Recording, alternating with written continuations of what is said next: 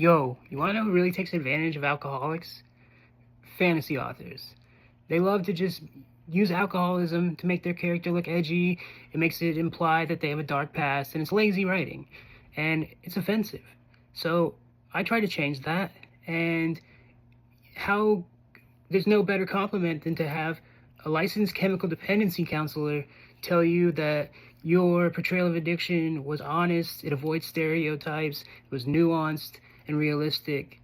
It doesn't get better than that. This is John Campbell, licensed clinical social worker and chemical dependency counselor and certified sexual addiction therapist, said, "After enjoying The King of Woe, I was excited to continue the journey with The Princess of the Locked Heart, and it did not disappoint. As an avid fantasy and science fiction reader, one of the things I appreciated most about this book was the opportunity to spend more time in the world Nico Tuzzolo has created.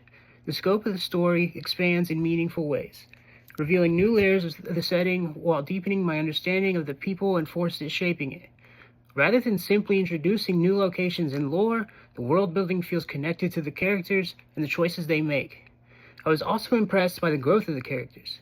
The events of the first book clearly leave their mark, and watching the cast wrestle with the consequences of those experiences made their journeys feel real and authentic.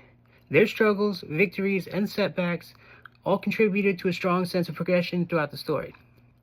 As someone in long-term recovery from drug and alcohol addiction, and as a therapist who works with addiction and mental health issues, I continue to be impressed by Tuzzolo's portrayal of addiction.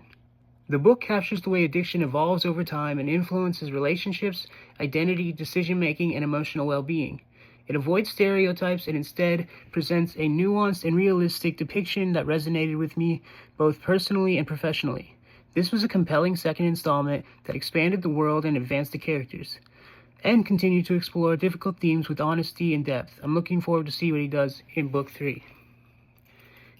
When you set out to do a goal, and my goal was to write an awesome fantasy that had a realistic portrayal of alcoholics, and the most qualified possible person or type of person validates that, it feels good, man.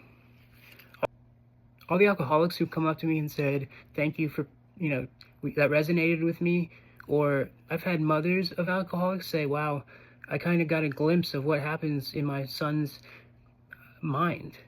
Thank you.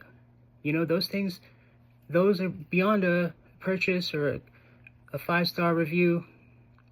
Those things, they're more important. God bless.